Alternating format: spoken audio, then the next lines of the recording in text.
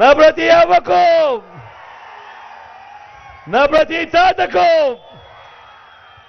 నా ప్రతి సోదరుడికి, నా ప్రతి స్నేహితుడికి, మీ అందరి ప్రేమానురాగాలకు మీ జగన్, మీ బిడ్డ రెండు చేతులు జోడించి పేరు పేరున హృదయపూర్వకంగా కృతజ్ఞత తెలుపుకుంటా ఉన్నాడు.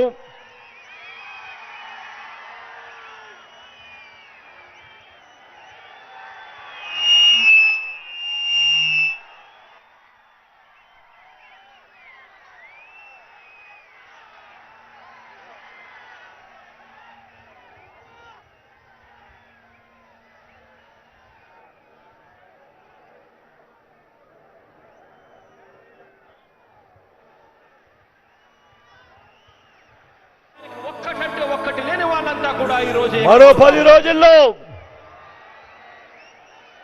జరగనుంది కురుక్షేత్ర మహాసంగ్రామం.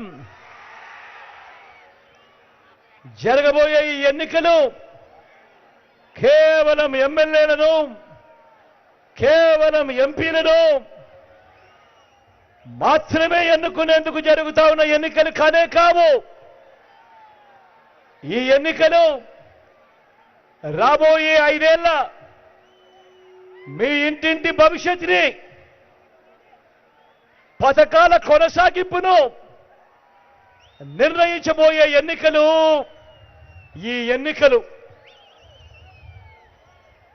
ఎన్నికల్లో జగన్కు ఓటు వేస్తే పథకాలన్నీ కూడా కొనసాగుతాయి.